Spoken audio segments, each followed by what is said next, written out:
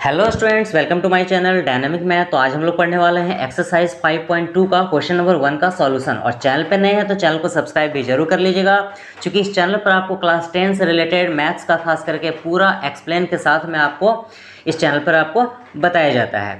तो चलिए स्टार्ट करते हैं क्वेश्चन नंबर 1 को। तो देखिए यहाँ पर क्या बोला जा रहा है क्वेश्चन नंबर 1 में, fill in the blanks in the following table given that a is the first term, d the common difference and a n the nth term of the AP। इसका मतलब है कि आपको जो फर्स्ट क्वेश्चन में है, देखिए क्वेश्चन 1 में जो है 5 क्वेश्चन दिया गया है। इस 5 क्वेश्चन में 3 टर्म्स आपका गिवन है, एक टर्म्स जो है वो आपका मिसिंग है। जो टर्म्स मिसिंग है उस टर्म्स को आपको फाइंड आउट करना है। जैसे कि क्वेश्चन नंबर 1 है, यहाँ ए का वैल्यू 7 है, डी का वैल्यू 3 है, एन का वैल्यू 8 है। आपको ए एन फाइंड करना है। उसी तरह से क्वेश्चन नंबर 2 में जो है ए का गिवन है, डी का मिसिंग है, आपको डी फाइंड आउट करना है, एन जो है वो गिवन है और ए एन भी गिवन है। इसी तरह से सारे क्वेश्चंस में 4 में से 3 टर्म्स गिवन है, एक मिसिंग है। तो जो टर्म्स मिसिंग है वो आपको फाइंड आउट करना है। तो देखिए क्वेश्चन नंबर 1 को पहले हम लोग सॉल्व करते हैं। ए, डी और एन गिवन है, आपको ए एन फाइंड आउट करना है। तो सबसे पहले हम लोग यहाँ पर लिख लेते हैं जो गिवन है।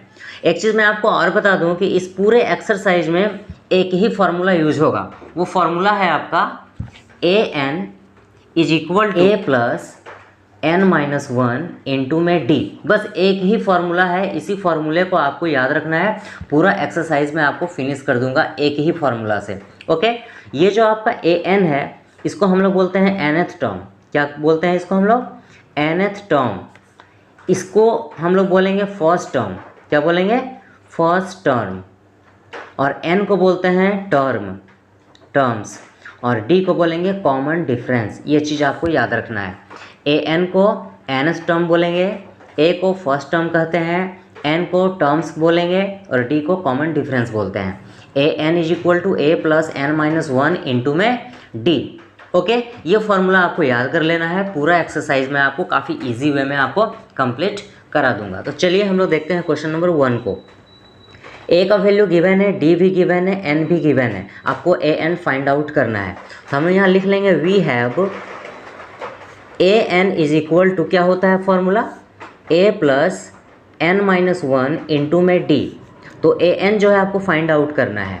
तो ए जो है वो 7 है, प्लस में एन 8 दिया हुआ है, माइनस में 1 इंटू में डी जो है वो 3 है।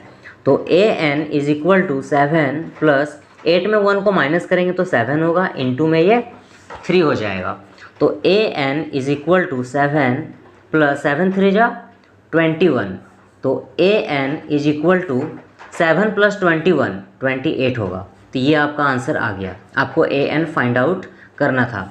तो देखिए क्वेश्चन नंबर 2 में जो है ए गिवन है, डी आपको फाइंड आउट करना है, एन गिवन है और ए एन भी गिवन है 0। ओके, आपको डी जो है वो फाइंड आउट करना है।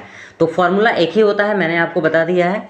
यहाँ पर लिख लेंगे we have a N is equal to A plus n-1 into में डी। एक ही फॉर्मूला है जो कि आपको याद रखना है।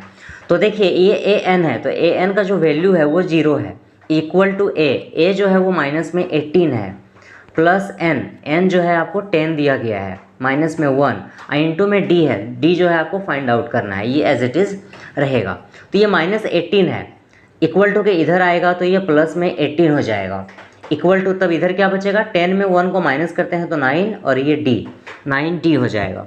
तो 18 और ये 9 जो है वो नीचे चला आएगा, इधर बच जाएगा आपका D।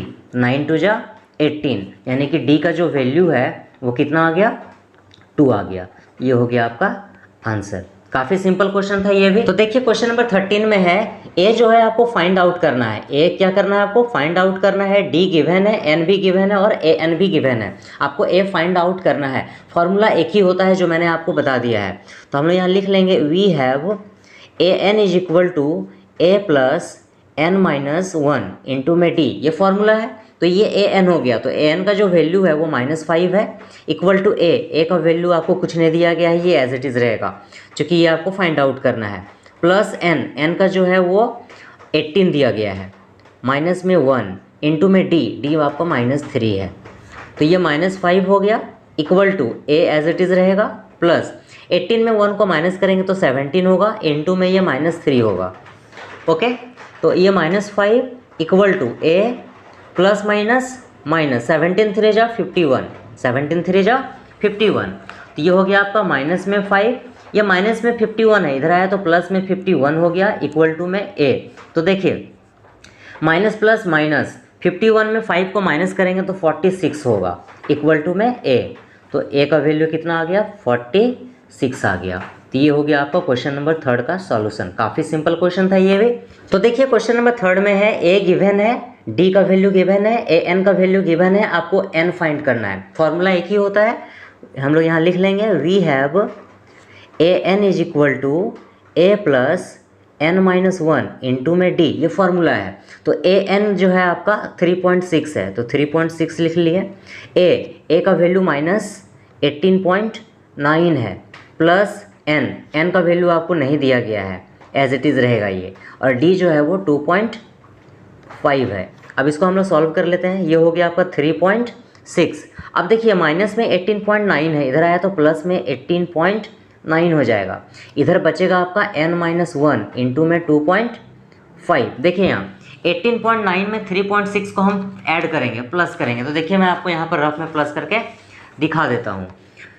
18.9 और 3.6 को हम लोग ऐड करेंगे, तो 9 और 6 15 हो गया, 5 कैरी 1, इधर 8 और 4 12 हो जाएगा, 2 कैरी 1, इधर 2 हो जाएगा, यहाँ पर डेसिमल लगेगा 22.5 इक्वल टू 2.5 को n के साथ मल्टीप्लाई करेंगे तो 2.5 n हो जाएगा, माइनस 2.5 को 1 के साथ मल्टीप्लाई करेंगे तो एज इट इज़ रहेगा ये 2.5।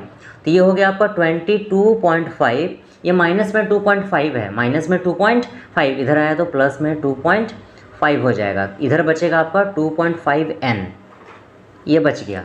अब इन दोनों को हम प्लस कर लेते हैं, तो देखिए मैं आपको रफ में प्लस करके दिखा देता हूँ।